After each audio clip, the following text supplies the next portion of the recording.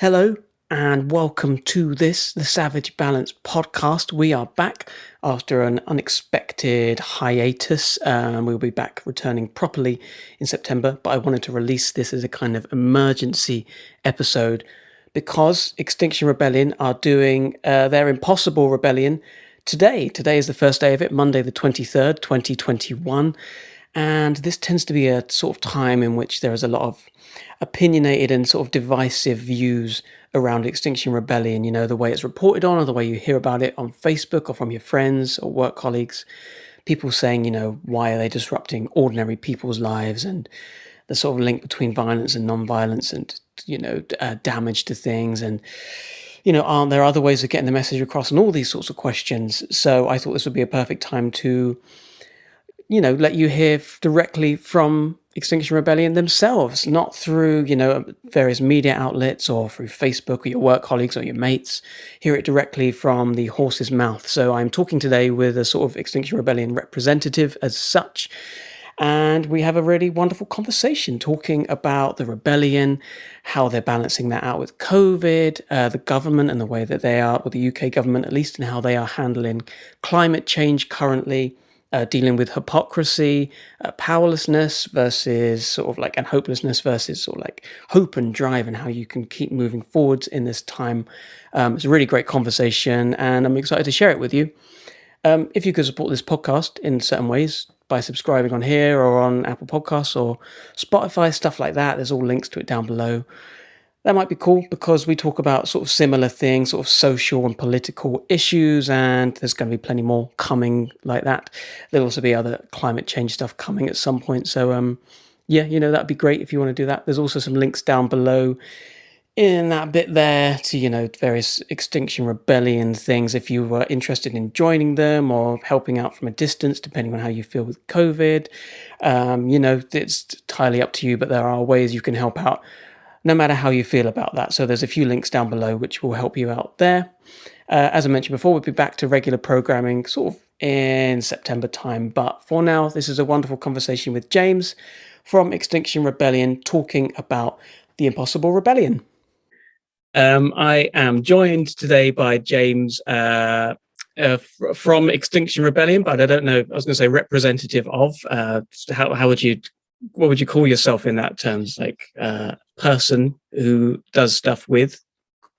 I think the technical term is just rebels. Rebels, okay. There's grandiose in a one-to-one conversation. I do a lot of training outreach, so I guess I could be a representative, I guess. Let's go. I'll go for representative rebel, Dr. Graham, aka James. How you doing? Are you doing well? I'm good, yeah. A little nervous, but good. Nice one, getting ready to head down to London. Nice. I thought a good place to start this off was talking about the IPCC report from a couple of weeks ago.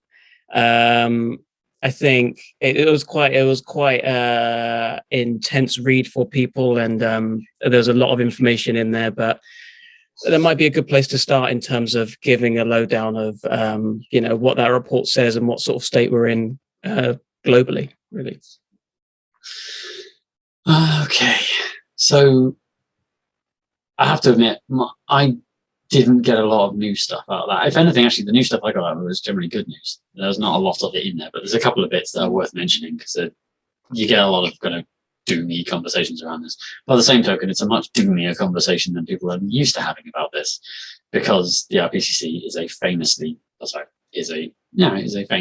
little c conservative organization. They're very gun shy about making predictions. So they've been working very hard on being very sure about things. And now it's got to the point where we're very sure about this now. I read an article that came out a little while ago saying something like climate change is definitely happening. And you're like, didn't we have it?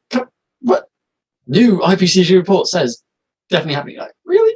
But this is the thing, that unless they're absolutely sure, they won't say it.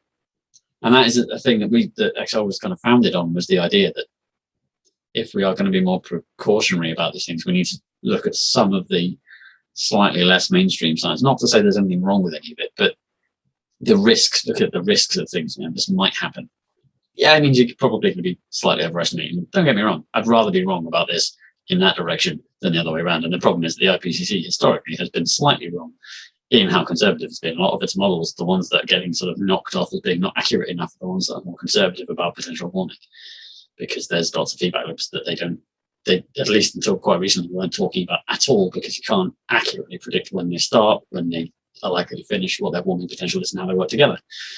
So they just don't talk about it because they don't want to be labeled as being alarmist. Whereas now, of course, they're labeled as being alarmist because they're just saying, guys, I don't know how much more calmly you want me to say this. The house is on fire right now. You're being alarmist. You should be alarmed. This is important. You know, this is the red alert. You need to do something right now. Report. Two bits of good news that I did promise was that the catastrophic methane release that Excel tends to talk about quite a lot probably isn't going to happen, or the substrates the methane is currently stuck in, the Arctic clathrates, the like undersea permafrost, and the permafrost is a bit more stable than we thought it was. That being said, that's partly because doing research in Siberia in winter is a thing you only really send PhDs to do because they're expendable. And, you know, it's part of the job. You don't have to do that miserable stuff. So the really kind of eminent people haven't actually been doing that research. So maybe we don't take that with a pinch of salt, but also that the Gulf Stream isn't going to snap, probably, unless something truly catastrophic happens that we haven't planned for. But it'll weaken. It's likely to continue weakening for a while, but it's probably not just going to, the 28 days, not 28 days, the day after tomorrow scenario of just like the Arctic just landing on us. So that's good news, because it's something we've been worried about for quite a long time. Actually, the Daily Mail made a big deal about it in the 70s, because they found a paper that said if Greenland melts, that will happen. And they went, there's going to be an ice age. And 30 years later, I'm still answering. They said there was going to be an ice age. No. The Mail said it was going to be an ice age. They said there's a risk of this happening in some time in the future. I'm sorry. That's a different conversation. This is that's good. I'm pleased to hear that we're not going to be in some kind of Roland Emmerich film, like Independence Day style, immediate. I can't promise there will be no aliens. I can't do that. Sorry. Oh, well, okay. I'll wait till the IPCC report on aliens and their approaching attack. I'll wait until they let me know what's going on. I think alien invasion is as likely as it ever was, which is to say, maybe. Not. We have this conversation a lot. People talk about, what if an asteroid falls out of the sky? We're like, well, there's nothing we can do about that. It'll depend on its speed, constitution, what it's made of, where it hits, blah blah. Like, actually, it's fairly easy to model, and it'll be huge and devastating or whatever, or it won't. Rocks fall out of the sky all the time, but we won't have had any say in that. We didn't encourage it to come and crash. Whereas the issue with climate change is obviously it's going to be much slower, much less fun, much more boring to actually experience, and have people constantly going, well, it's only a little bit hotter. Yeah, it is, but context. And we will have been directly responsible for it. And that's one thing this report, more than any of the others, because they are getting surer all the time, is we are definitely responsible for this amount of warming, but because there's been a lot of debate about weather and climate specific events being into climate change, and everyone's been saying, look, it's a threat multiplier, it'll make certain things worse.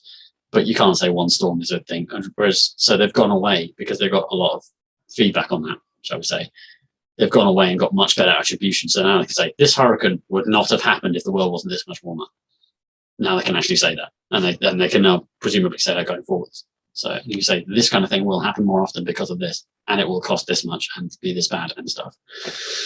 But we knew that already. Like, as I said, there's not a lot of new news in it. It's just a continuation on the same trajectory, because the physics of how climate works is not terribly complicated. Like the sort of heat in, heat out stuff, you can teach children in 20 minutes. I have done it. It's primary school level, maybe secondary school level stuff. To not understand that, you're a long way back on having a conversation about what we should do about it, which is one of the things I've actually done, is dragging that conversation forward a bit. But I'll get to that in a minute. But the problem is predicting what we'll do about it, because no one would have predicted we'd have done nothing. I mean, we haven't done nothing, but part of the reason why the targets keep getting pushed back, so people say, oh, you said 50 years ago it was going to be the end in 10 years. Yeah, because people did something, and then it pushed it back 20 years, and then did a bit more, and it pushed it back another 10 years, and it did a bit more. And it's that partly why that target keeps floating away is partly political incompetence and us being okay with that somehow, but also because things have happened. Economics is pushing green energy because it's cheap. Who knew? Free energy from the sun's cheap.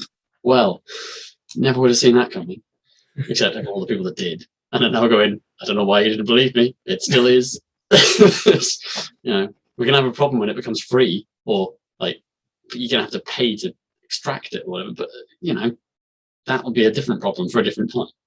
But it'll be quite soon.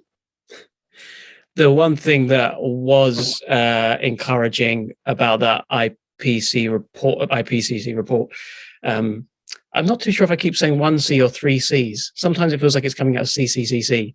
I can't quite tell. Anyway, the one thing that was thanks. The one thing that was good about that report was seeing at least the coverage on that day, as in it seemed to be quite big news and quite big, which is quite rare, I find, in terms of climate news. It doesn't tend to, have the headline and like a big section dedicated to it. Were you encouraged by that aspect of it at all? Sort of. I mean, there is usually that week when the Guardian gets hold of it and a bunch of other people. Now, one of the things that was really cool, actually, that I'll skip back a little bit. One of the things that was really cool, actually, is that the next iteration, because the report itself comes out in like 6 bits, and the next one got leaked by, I think, a member of Exile Scientists, but won't name names because I don't actually know who it was, saying, because the IPCC report goes through all the governments to get basically censored, for lack of a better term, or, so it's not too embarrassing for China or the US or whoever else has got enough pull to be able to edit it, because it has to go through governments to be, how's the word? Getting their stamp anyway.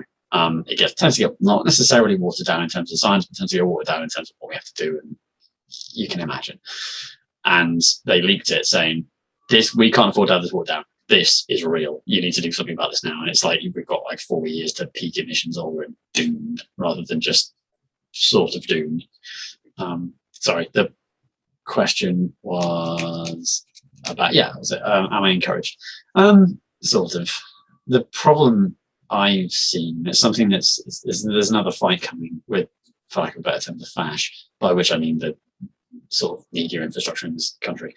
That the sort of Mail and Telegraph all put articles out about it as well. Interestingly, kind of next to the one saying, "Oh, I'm still not sure if it's us." It's like, no, it definitely is. Shut up. But anyway, next to that, saying like, well, "There's nothing we can do about it anymore," and that's going to be a hard fight, because there probably isn't. But do you want to die like within your lifetime and have to explain to your kids why you were okay with you dying, let alone them? Like, there's a sort of collective insanity moment coming sometime soon where we're going to have this conversation. And this is, again, one of the things XR does, is saying, principle number 2 is we set our mission by what's necessary. You'll note it does not say achievable. So that 2025 decarbonisation target is to have everyone have a conversation. So that's not realistic. Why isn't it realistic? That is what the science is, as far as we understand it, science plus the precautionary principle, by which we mean if we want to be sure of not hitting 1.5, that's what we had to do. Why were you okay with that not being the target? Because it isn't reasonable. Why isn't it reasonable? And it's that conversation. That's the key part. So one of the things that XR has done very well is pulling the Overton window, the agreed upon scope of discourse, from is climate change happening, through is it something we should do something about, to is this an appropriate way to deal with a crisis. And don't get me wrong, I have that conversation a lot. It can be very tiresome, but it's a much easier conversation to have than is climate change happening now. Is you're like, I can't help you with primary school level education. If you don't think CO2 absorbs heat, I can't help you. That's been proven empirically for 70 years or something insane, and pretty much solid scientifically for like 140, and wasn't even vaguely contested until Exxon got into the game, did it themselves, and I'm like, oh god, that's going to be expensive. We can't have people talking about this. And now they're going like, we have to invest in green energy. Now? You knew about this decades ago, and you've had children who have grown to adults in that time. Why aren't they murdering you, Ryan? Sorry, that's different. We don't talk about this. Sorry. But there is a real sort of madness in this. How do these things happen at the same time? Anyway, sorry, I'll stop. No, that's very interesting. Yeah, like the way it all Yeah. Like I find that interesting with many different things, many different, I guess maybe I don't know, political, social causes in a broader sort of term of labeling them. The people who are very involved in the situation and the people who are like really have no idea, and that constant communication between the far end of both of those must be difficult for both parties in that sense. But like it's I guess that's what the Impossible Rebellion's about, right? That's the point of a big rebellion like this. What is it in sort of more detail, but maybe even still broad detail? But so very broadly, because I have to admit I don't know most of the details because they came out this morning and I've been busy. And actually, being a small cog in a large sort of amorphous machine, I'm quite happy to not really know, because it means if someone asks me, I can't tell them. I appreciate this is a poor example of that happening. But if somebody in high vis and a blue shirt asked me, says, who's in charge? I don't know. And there was no possibility I ever did. Sorry, it's not important. So the Impossible Rebellion is one of our classic rebellions, by which I mean we're going down to London to do a lot of different things for 2 weeks. There's, the instructions we got right at the start were take 2 weeks off. You're not going to know the plan to right up against it, because we're being a bit more careful about it now, because we have a history of, I'm not going to say being infiltrated, because our comms is ludicrous to try and navigate as someone who understands it, let alone someone who's outside. But anyway, Impossible Rebellion is a 2 week long sustained act of civil disobedience, taking on lots of different separate actions. It's been, the way we organize these kind of things is often kind of crowd-funded, which is mind-melting to try and figure out how someone actually does it, but people do, and it is amazing. So it does. People all over the country and all these little sort of decentralized units will send information to the weavers. I don't know who the weavers are. No, I don't think anyone does. Who will then weave it into a plan and say, there's going to be this happening this day, this happening this day, this is going to be a target there, and all that kind of stuff. And I don't know how anyone does that, but somebody does, and I love them for it. Anyway, the first week's going to be very much about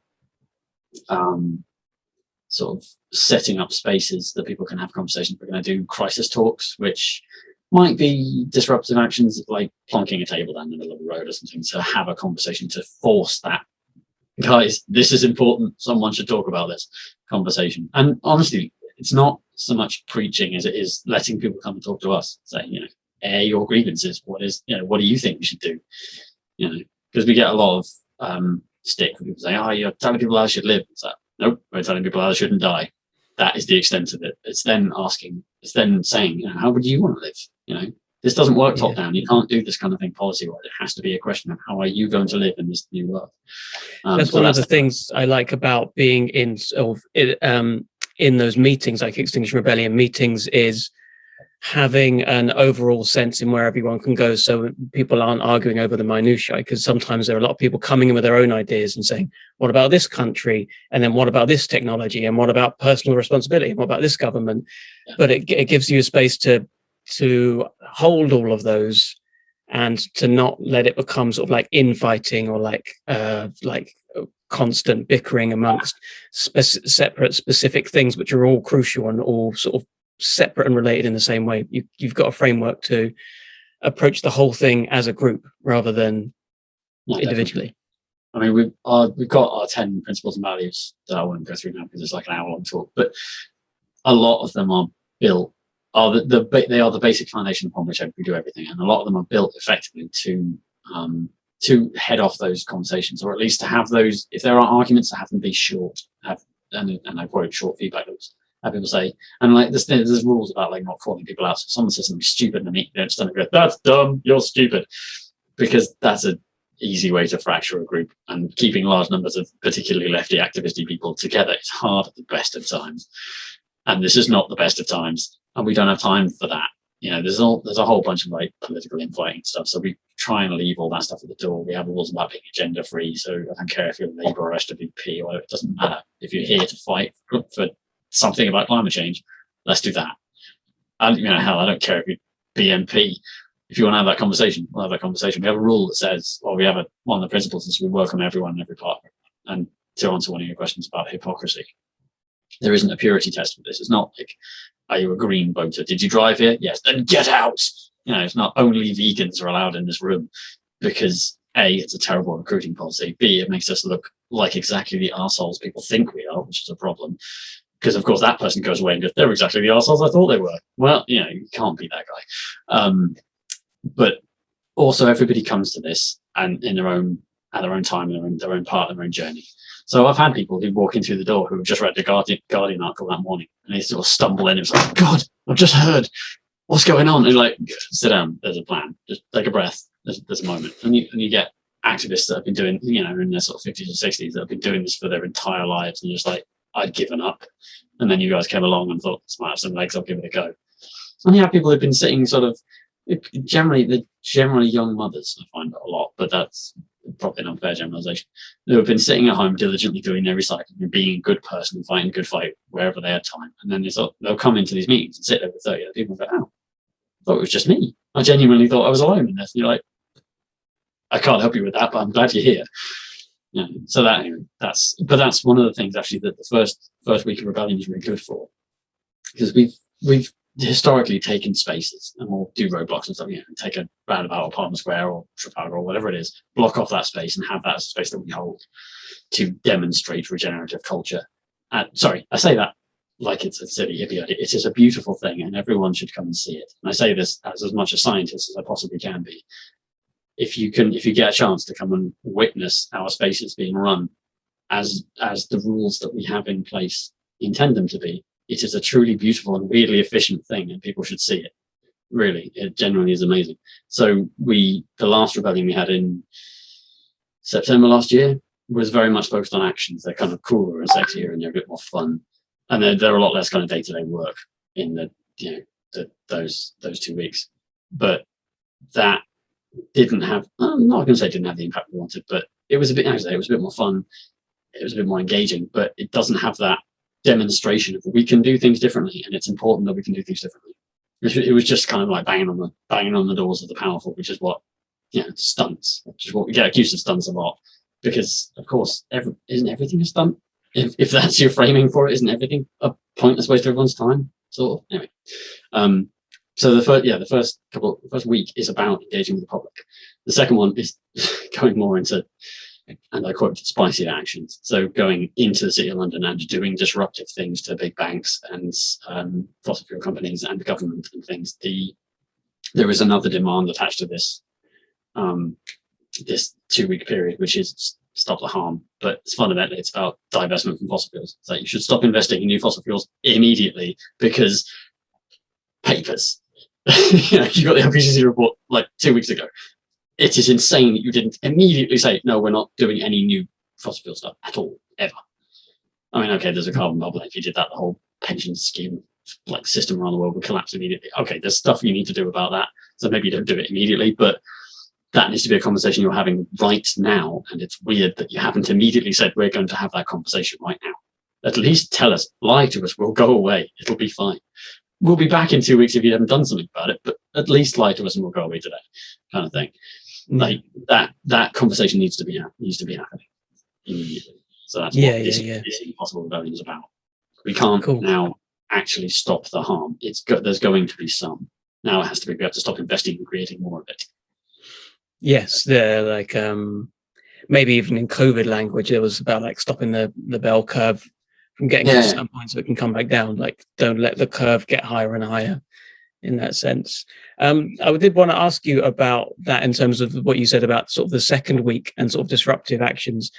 When I talk to people about Extinction Rebellion, that seems to be one of the sort of the strongest, what do I want to say, like one of the strongest sort of like disagreements that people have with Extinction Rebellion as a group, affecting people's ordinary lives and, damaging people's properties and stuff like that. I'm sure this is a question you've been fielded many times, but it'd be good to hear your response to that sort of like ongoing criticism, I guess. Okay. So that is a difficult one to answer from a personal perspective, because as a person, as an individual, it's difficult look at the kind of more systemic problem. The problem with climate change is it is a systemic problem. Nobody wants to live on a dying world. You ask any single person, I don't care who they are, they would prefer the planet remain habitable for 50 or so years more. It's an emergent property of all of the things that we do. It is a systemic problem that no one is inherently involved in. So like it's a saying, but it's a thing, that systemic racism doesn't require racists. Systemic ecocide doesn't require people to want the world to die. And that's the problem. And it's the disruption, certainly the kind of stopping disruption tends to be aimed at least at having people think about that. Why are people here disrupting my life today? What is, why are they stopping me? And actually, people do broadly seem to get that. Like there was a guy, I think it was the April Rebellion, so right at the start, when no one knew who we were, and went absurdly well, and everyone just came back from it, just kind of blissed out, just different people. It was lovely. Anyway, and I'm sad I missed it. Anyway, most of it. But the Guardian went around and did vox pops with people, and they picked up a guy in a cement truck who's sitting there going, like, I'm going to miss my delivery this morning because of these guys. But he immediately followed up with, someone's got to do something. And it was like, and obviously it's the Guardian. They're going to give you a faintly favourable, but they're not that big fans of us, surprisingly. Like they got a guy who was being driven somewhere in the back of this fancy black thing. And he basically said the same thing. He's like, I might miss my flight. But I'm glad he genuinely was like, I'm glad someone's doing something about this. And that's kind of the thing. The disruption aspect of it is about material cost. We're not looking to hurt people. We have non-violence rules and all that sort of stuff. If we were going to do that, we'd do something very, very different. The object is not to interfere with normal people's lives. No one actually wants to be doing that. None of us, we've all, to field the obvious question, we've all got better things to be doing all the time. I've taken 2 weeks of annual leave off to do this because it's something that's important to me. And I had to save it, and I've had to save 2 more weeks for November when we go up to COP, because something has to happen there too. So that's the thing. As to damaging people's property, we don't damage people's property. There is a difference between personal and private property. The only stuff we have ever damaged is usually windows off banks that make billions of pounds like every week and do not care about the cost of windows. Now, there's an argument for saying, well, there's a carbon price for hardened glass and stuff. And don't get me wrong, there is. But it's amazing how fast people grasp that systemic thing, that it's a systemic problem that comes from all the stuff that we do, as soon as they want to bash us with it. And they're just mum's the word as soon as you ask them. So, do you think about these sort of scope 3 emissions or anything like that? When you ask them about that, they go, I don't know what that is. But as soon as you crack a window, they're like, do you have any idea where those windows come from? They come from China. They have to put plastic on them. You're like, you got it. Well done. Congratulations. You understand the concept of a toxic system. Hurrah. And then you'll go, oh, yeah, gotcha. And I wish this wasn't what you had to do to have that conversation, but it is, apparently. And you're like, if you'd come to me 6 weeks ago and had that conversation, isn't it terrible they use toughened glass, it's got plastic on it, blah, blah, blah. You come to me and had that conversation a week ago without me having to break anything? I haven't currently broken anything, I should know. For A, anyone who might be watching this, and B, because I haven't.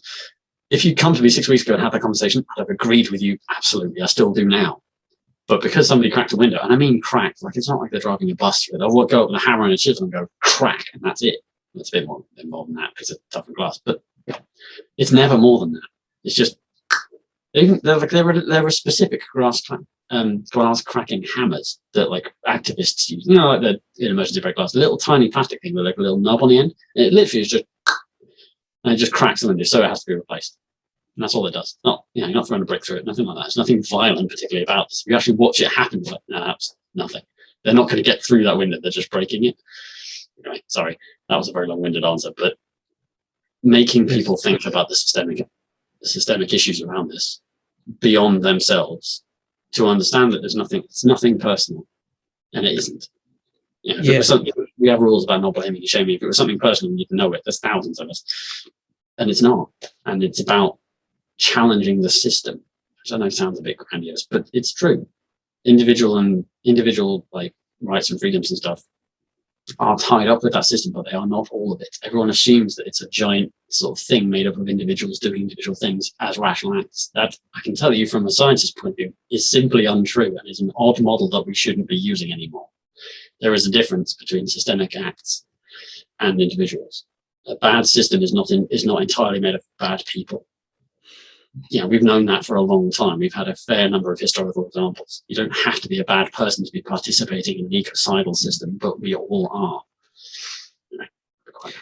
I feel like from you saying that, I like that way of putting it, and then it made me think that I think a lot of people maybe do think that. Maybe think, if there's a system, it's because, people are part of that system, and their own personal responsibility within that is they're making these decisions, whether they want to call them, immoral decisions or amoral or whatever. Like, they're making these decisions that's perpetuating that system.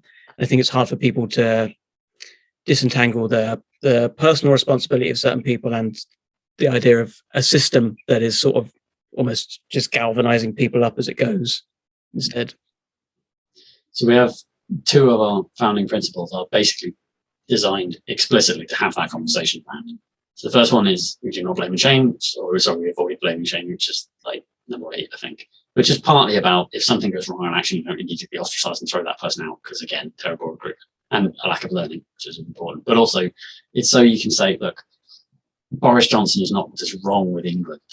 He's an interesting case study in what's wrong with England, granted, but he's an example of, he's emblematic, you might say, of some of the things, but he is not personally. Like, if you executed him tomorrow, somebody relatively well-meaning would be doing most of the same systemically terrible stuff he's doing exactly the same way.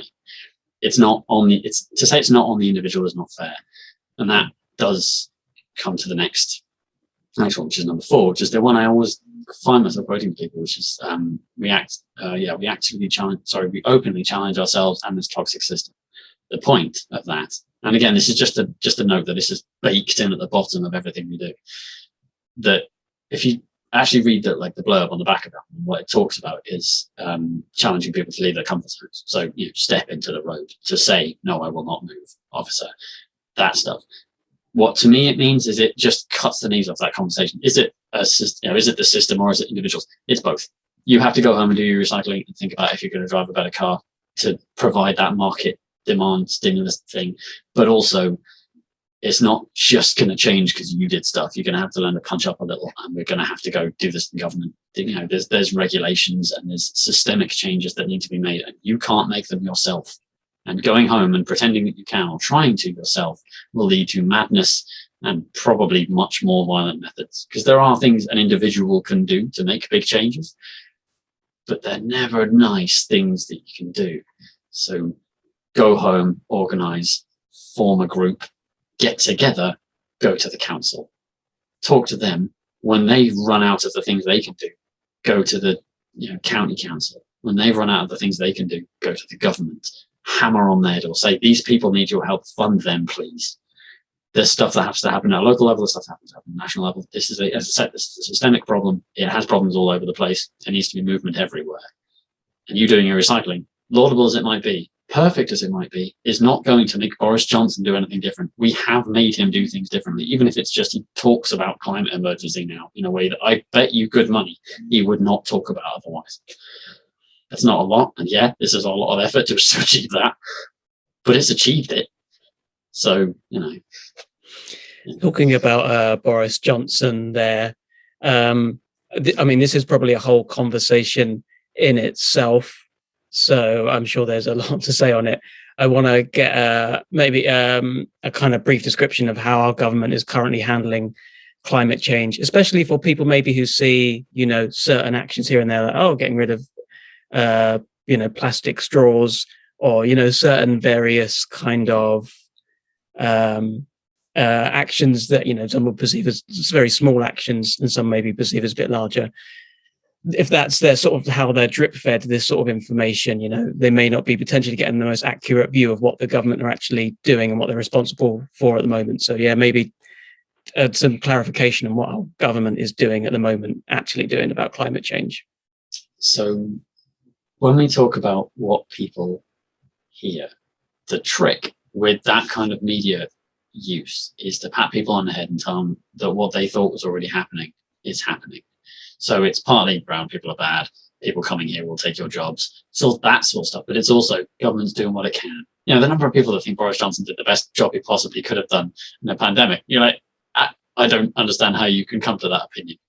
But okay, it's politics, right? fine, I hate him and I see everything he does is bad because I'm opinionated or whatever. Anyway, sorry, I'm going with this. But it's important that giving people just enough information to go back to sleep is how these kind of things will work. Actually, no, I'll roll this back slightly. First demand is tell the truth. Government must declare a climate emergency. It still hasn't, by the way. Parliament did. Government never did. And we had this thing locally, actually, that the local council agreed that there was one and refused to declare one. And you're like, guys, this isn't even on you. We just need to take that declaration to government and make them fund you. Fine, whatever. Anyway, it was a maddening conversation to watch. But that's basically what Boris has done as well. Like, he acknowledges there's a problem, but he isn't declaring an emergency. Because, I mean, you can't have a sustained 20-year state of emergency, so fair enough. But it's still, you should still talk about it like it's important. But I read a book recently called Hope and Hell, which I would recommend because it's quite good. And it's written by Jonathan Porritt, who's a Green Party grandee. He seems like a good, decent dude and very tall. But that's not important. And one of the things he talked about is he gets very annoyed with people. When people talk about it, you just put the economy on a war footing, ignoring that it's slightly problematic language. Actually, you don't. A war footing is like 45% of GDP into bullets and bombs and uniforms and fridges for battleships and tanks and all that sort of stuff.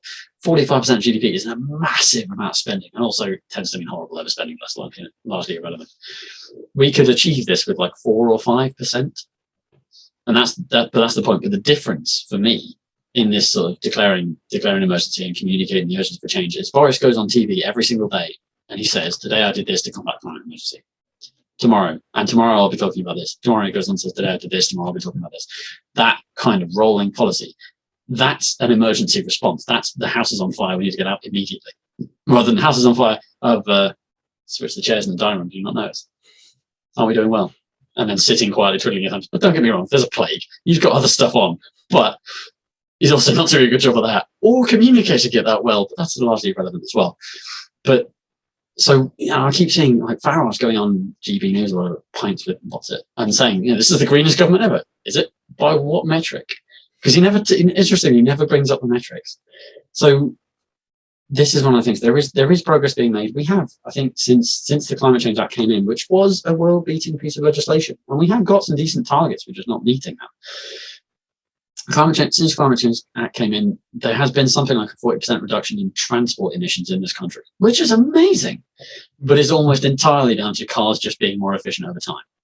Like if you look at where that trend actually comes from, it's got nothing, very, very little to do with government legislation. It's just cars are just more efficient and people keep buying new ones. Shocker.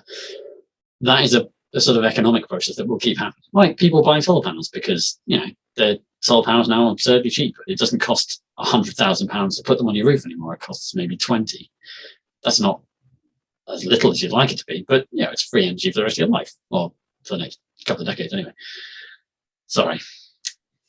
There's a lot of government taking credit for those kind of things, for the changes in the conversation. That we're doing really well and all that kind of stuff. And we are, but they aren't the ones changing the conversation. We are, for lack of a better. There is stuff happening. The private sector is getting involved now in a way it wasn't previously, because they're not so much because they themselves are, because they're investors. They're kind of big reinsurance firms. Biggest, richest entities on the planet are starting to look at this and go, no, there's no future in these investments. I don't know why they weren't doing it before, whatever, but they are now. And they're starting to go to like giant international mining firms and going, guys, if you can't make a show of looking like you care about this, we ain't giving you any more money. And that is having an effect. These are entities that governments can't touch because they exist all over the world. Multinational corporations are starting to get this message. Don't mistake me, far too late, hilariously too late. But there is a groundswell coming, and that kind of big systemic shift is moving. The trouble is that because there was never a plan of how to deal with a planetary emergency, because we've never had one before, no one knows what to do. So they're all trying to work it out for themselves, which honestly might be the best way. Because top down, it doesn't work. And there isn't really a top when you're talking about multinationals. I've derailed myself again. Sorry. This happens a lot, so you shouldn't interview dyslexic people. I like the derailing because it feels like a brain that's full of too much information and needs to get it all out at once. And answer too many of these questions. So you're constantly getting different answers. But as to what the government's done, I'm glad they've done some stuff, but I really wish they would shut up and stop saying, like, what was he said in September? Extinction Rebellion should be jumping for joy. Well, they clearly aren't, are they? And they're outside. Do you want to go talk to them? Right now, they're outside. Do you want to go and have a word?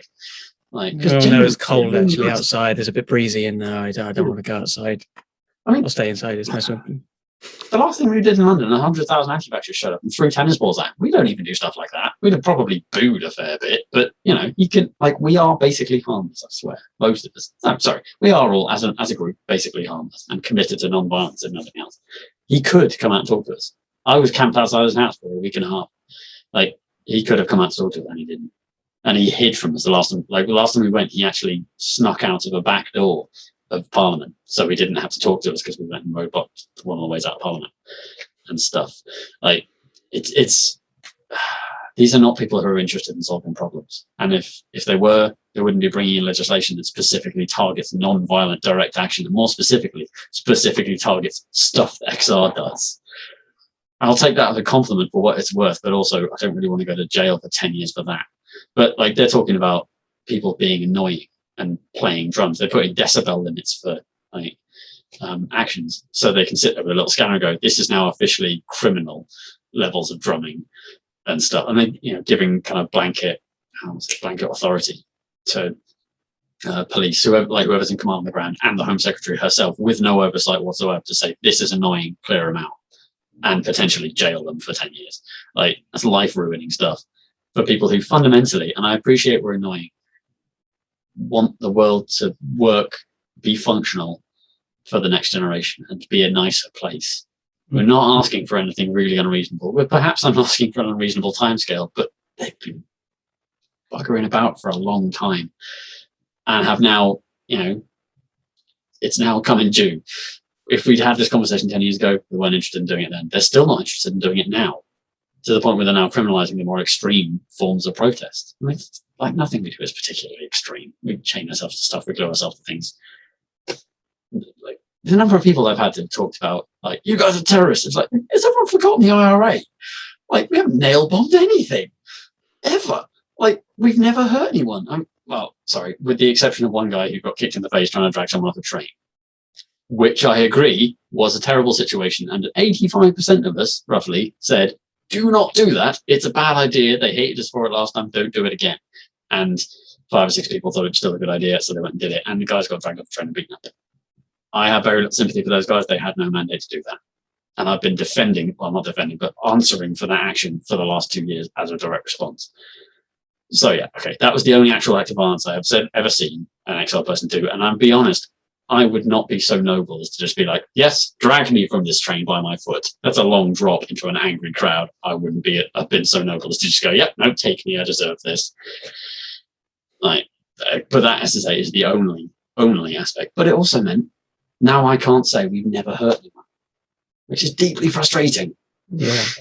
And it's also like, it is like a really big and bold sort of media image for XR. Like, it's one of the most returning things.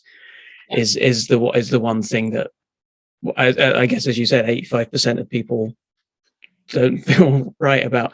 Like, it's and sort of and maybe it goes some way to misrepresenting how XR functions and how it's sort of autonomous groups within like one banner, as opposed to a sort of like centralized top-down organizational. It's an interesting critique of that decentralized power structure, because we make a big deal about like half of the principles and values are basically about having a flat anarchistic power structure. So this is the thing, like, we'll have people say, oh, you guys are socialists, and actually the word is anarchist insurgents, sir. Non-violent, yes, but that's fundamentally what it is. It is a fundamentally anarchic organization, and it's trying to demonstrate that's a quite efficient way to run, and it is, by and large. It's deeply confusing. Don't get on the chats. There's millions of things an hour, but it really hammers home that on a serious level, no individual really cares about politics. Like, no one really wants to be involved in how things are actually run day to day. But actually, as a group, it's quite efficient. Sorry, but what it does do is hammer home the problem that you can get like radical elements, by which I mean people go off, and do things that they have no mandate for. By the same token, that's the only time I know that that's happened. And I mean, and when I said at the beginning that if you get 3 people that say it's a good idea, like 6% did say, yeah, go for it. And they took that as a mandate. So yes, there's a problem with decentralized organization, or that is a potential risk of decentralized organization, but it hasn't happened other than that yet. There was something like 30 of those actions planned that day, and all of them bottled it that morning except that one. So when I say bottled it, I mean took the advice of the entire rest of the organization and went, actually, this is a terrible idea, or arrived on like an entire platform full of like painters and decorators who are personally liable for work they don't get done. You know, if you left that by a couple of hours, you're catching office workers going into Canary Wharf. All right, fine. These guys did lose work because they were delayed, and we don't want, you know, those people are not the enemy. I mean, to be fair, office workers in Canary Wharf aren't the enemy either, but that was just the optics for it were absolutely awful. And now I'm talking about it, which is stupid. I should just have not mentioned it at all. But there you go. But people talk about, you don't know electric trains anymore. Like, no, we said it was a bad idea to start with. You can't, you know. I want to ask you a couple of specific questions in regards to the Impossible Rebellion itself, and if people want to be involved in it and their place with it. One of them specifically that comes to my mind is COVID in this sort of era. Like maybe a couple of months ago, it would have been a different story. Now maybe we're moving into something else, but there's still many people who have fears around being in big crowds around COVID. How's Extinction Rebellion addressed that? Do you have any kind of advice or things to say to people about who want to be involved in some way, but are worried about that specific thing? I mean, the crassest possible way to put this is you're a grown-up. If it's a problem for you, don't go. And like no one will judge you. Like we've had people who don't, you know, our numbers have crashed over the last year because we can't have meetings, and people came for meetings. They wanted that sense of community. By the same token, from a direct action marchy point of view, having social distance means we're now 2 or 3 times the size for half the number of people. Great. It's playing with with the instrument you've got, like that. And it's not ideal to be trying to do mass actions during a plague. Nobody thinks this is a good idea. Nobody wants to be in this position. But CO2 emissions haven't gone down significantly, or rather they did very, very briefly. And we hit our Paris target for 1 year globally, and now we've undone it in the recovery. Now is the time. If there was ever a time to strike while the planet's hot, now it is. Now is that time. We've got the red alert IPCC thing. We've got COP coming up in November. Partly this rebellion is to say we're still here and you still need to talk to us, or you still need to be having this conversation. Do not forget, because we won't. And call this a precursor to what's going to happen in November. I don't know exactly what it is. There's been no planning that I'm aware of, but there's going to be a lot of people, I suspect, mostly from Scotland, to be fair, going to Glasgow in November. Ideally, to just glue them into the building and just go, look, you don't get to come out until you come up with a grown-up answer to how we're going to deal with this. And then take it to your governments. Tell them you were coerced. Don't care. Come up with a sensible plan for this, please. We all need you to, and you need you to too. Sorry, where was I going with this? I guess it was around COVID. And it was kind of interesting that stat you just said about meeting the Paris Climate Agreement for that 1 year. Does that idea give you hope? And maybe in a broader context, like, do you ever feel like totally hopeless and powerless? And then in that space, how do you continue to do what you do? How do you continue to stay focused and driven and like taking the steps forwards you need to? So, the answer I think is yes. And I say this as a systems scientist person whose job it is to look at intentionless systems where the outcomes aren't necessarily what anyone wanted. Sort of. The answer I keep giving to this is sadly a quote from The Expanse of all things, which is the cascade. This is not a problem that comes from any particular thing anyone's doing at the moment. This was a problem we started having a long time ago, and every time something little breaks, it stresses all the stuff around it. Every time that breaks, it stresses everything around it, and it's this sort of avalanche. By the time you hear it coming, it's been traveling for quite a long time, and it's going to kill you.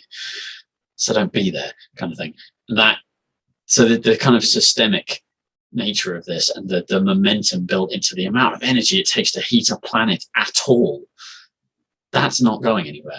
There's probably nothing we can materially do, but if there's nothing you can do, you hammer on the door anyway. If you're locked in a room and it's on fire, you hammer on the door anyway. What else are you going to do? But this is not a problem that's going to, people imagine somehow this is going to be like a movie. which, it's going to be very arbitrary, and apparently an impossibly beautiful group of people will survive. Great, wonderful. But it's not just going to kill everyone in a day.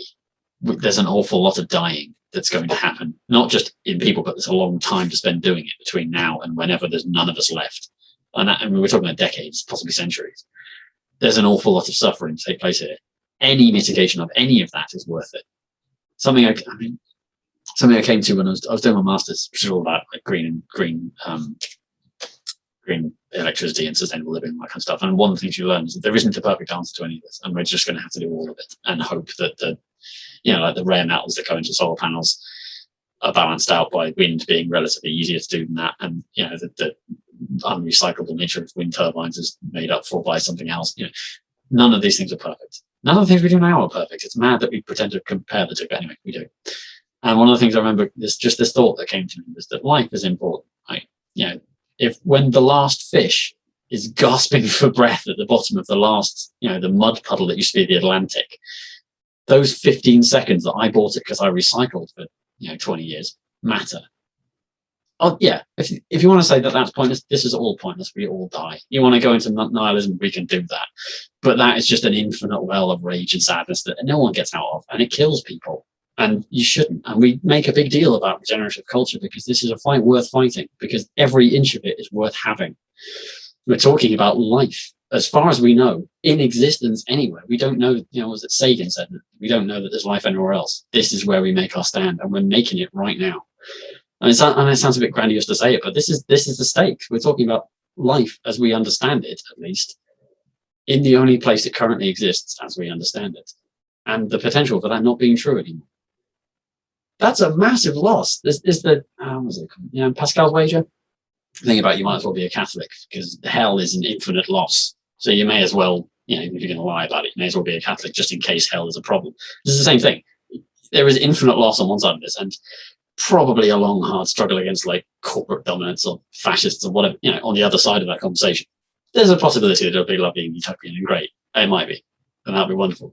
It'll probably be roughly as crap and boring as life normally is now, but it won't be everyone dies horribly over a long period of time, not understanding what's happening to them, which is going to be miserable and going to take a long time. So it is easy to get lost and wallow in the sort of potential, the horror of this. And several of my friends do. I've come, I say this as someone who is well aware of the as far as I understand, at least the true scope of the horrible things that are going to happen to us. Famine is not a fun thing to happen to anyone, but in a city, on a global scale where there just isn't the capacity to make food, that's unutterably awful. And it's something we used to talk about and we don't anymore because it makes people too sad, so they don't get involved and stuff. I used to be, my whole group used to refer to me as Eeyore, because they'd say something hopeful and regenerative, and I'd be like, oh yeah, but there's a time lag on carbon, so we're dealing with Thatcher's CO2 now, and we're not even dealing with Trump's CO2 yet. We're not be dealing with that for 20 years, and he put out more than she did, and all that kind of stuff. You can say that stuff. I could give you enough information to make everyone listening to this give up today, but there's no point. It's equally as pointless as anything we might do. There's nothing madder than not acting on this right now, because this is the only chance we're going to get. Yeah. I've got now 2 nephews and a niece that I'm going to have to answer to at some point.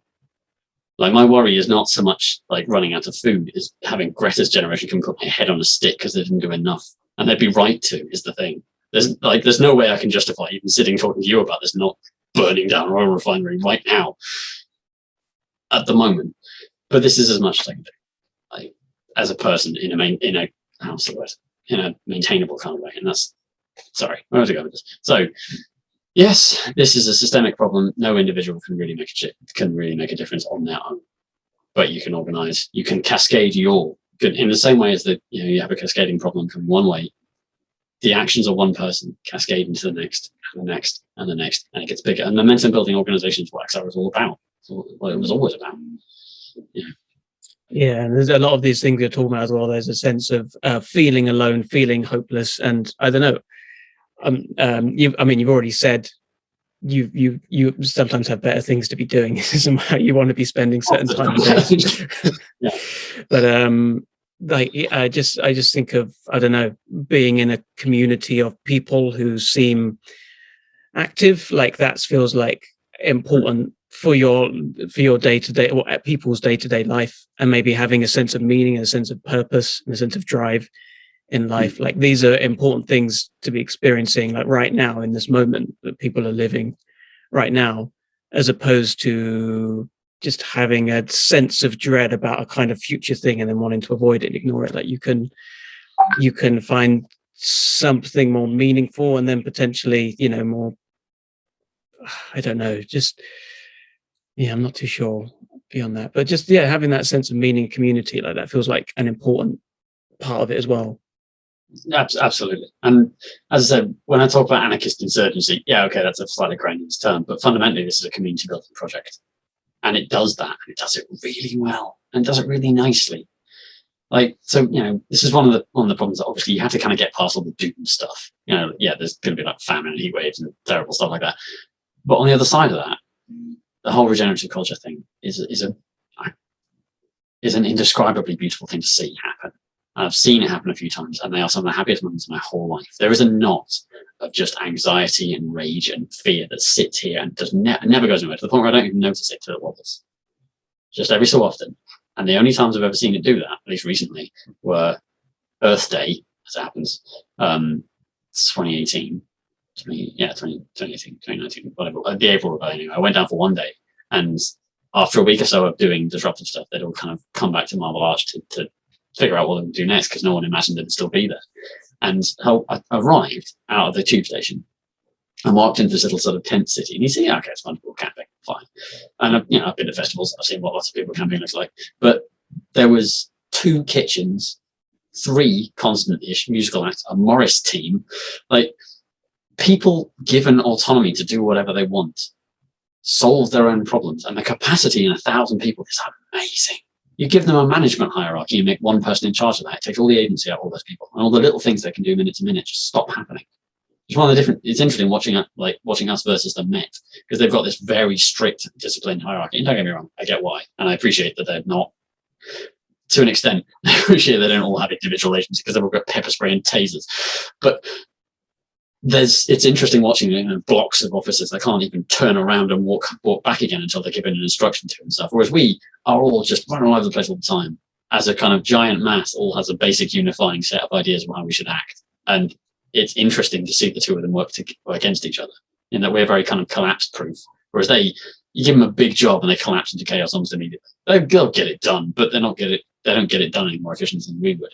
Us, what we do looks chaotic, but out of that there are patterns, and you see those patterns come out. No, sorry, the point was, Marble Arch was one of those examples, and the other one was Tuesday night of the October Rebellion, which was like 3 days in. We'd arrived, immediately had all our infrastructure confiscated, because apparently delivering it to a pile of police who were involved in a roadblock was a good idea. Anyway, this doesn't matter. And we spent the next few days running what amounted to a refugee camp from all the 11 other groups that had all been systematically smashed out of their various different places. And they'd all just picked up their little gazebos because they were plastic and walked them over to us.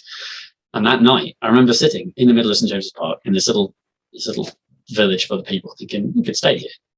This would be fine. I mean, okay, we were running on food donations because people would just arrive and give us packets of stuff.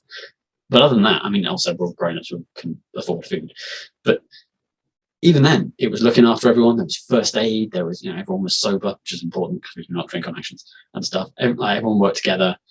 There was, like I say, there was food, there was washing, there was all sorts of stuff all going on at the same time. And I just remember looking around, just thinking, we could do this. This wouldn't be a bad way to live. And they're not wobbled, just for a couple of hours. And the next day they came and they took our roadblocks away. The next day after that, they came and swept us out because the Queen had to ride past or something. I mean, fair enough, there's something about bombs, but I was like, you just don't want to be embarrassed, do you? So they sent this wall of hivers to come and pick us out. And I did cry, I'll be honest. That was a very emotional day. It looked a bit like Dunkirk. There's a whole bunch of people just systematically falling back over, trying to resist as much as possible, but just having to sort of make polite small talk with just this wave of destruction, for lack of a better term, that was just coming through and dragging all the tents out and all that sort of stuff. Anyway, so watching Titanic and having to make polite small talk with the waves, because it's not their fault. They don't know what they're doing, or maybe they do, and that's much worse. But you kind of you look behind that wall of perfectly polite, disciplined police officers, and you just see the fire coming behind them. You think, the next generation of people are going to eat you, right? You understand that, like, we are easily the most polite version of this you're ever going to see. I know we're annoying and we're loud and can be frustrating sometimes, but the next people are going to eat you because you're the only people you're the only people there between them and the next supermarket, and there's no food.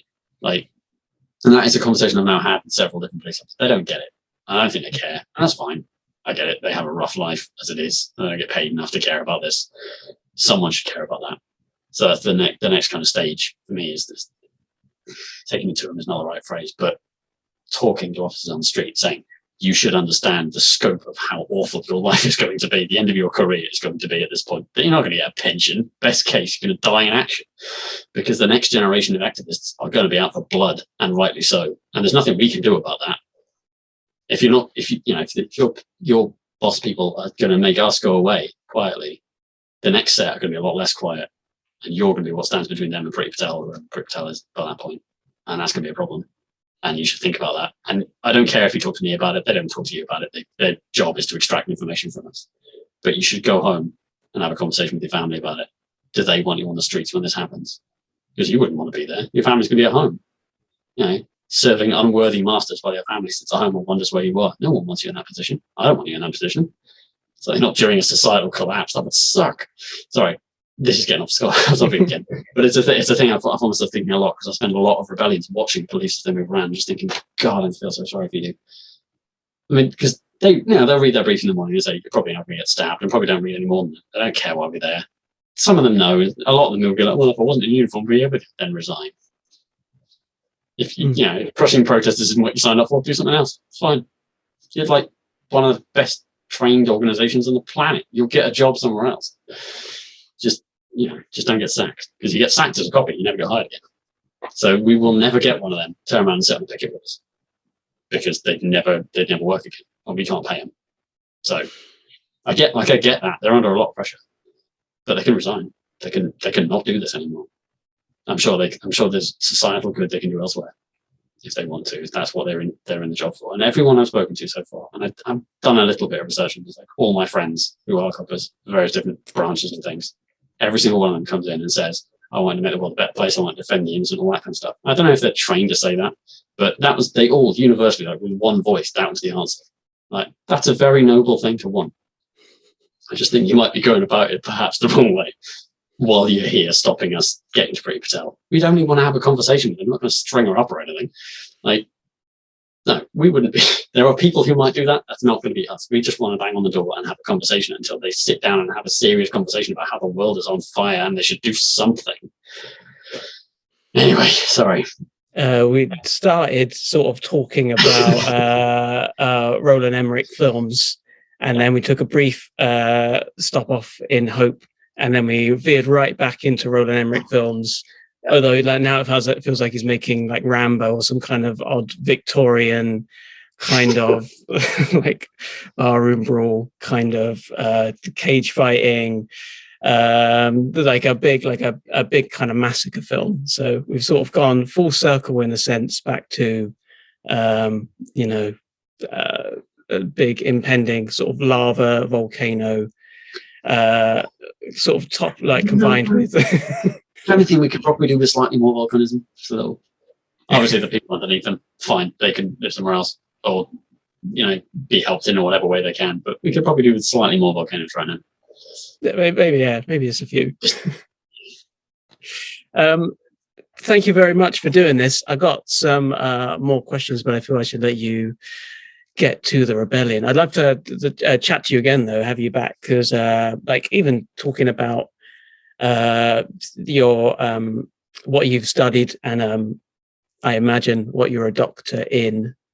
I imagine that's I don't even know specifically what it is, but it sounds fascinating. I'd love to have a whole conversation about that with you at some point. But yeah, thanks very much for coming on. Thanks very much for doing this. And I guess Impossible Rebellion. It's happening on August the 23rd for 2 weeks. Yeah, come to Trafalgar Square, 10 o'clock, 12 o'clock, 12 o'clock. Bring a chair if you can. If you're in London, if you can't, that's fine. But Maybe bring a chair. Bring a chair, maybe a great big armchair to really get nice and settled, comfy. Somebody made us a chair, actually. Sorry, this is a complete aside. It was in the April thing. This lad, he was a carpenter. And he saw this happening. He was like, oh, seems nice. And he arrived. He was like, looks like they could use a chair. And he made a bench just on the street. Just brought the tools, brought some wood, made a bench. He was like, yeah. Again, anarchists are the most organized people in the world. They really are. They're great. Stuff just happens because it needs to be. It needs to happen. It's awesome. Yeah. That was one of my favorite stories I've ever heard in my whole life. I was just like, this guy is amazing. I think I follow him on Twitter. He never says something interesting. I was like, you sir deserve more credit for this. It was amazing. You don't have to go through a hierarchy of going, I'll talk to my superiors and see if we can get those materials and talk to them there and see when I can get the permission to make it. You can just go, oh, those guys need a bench.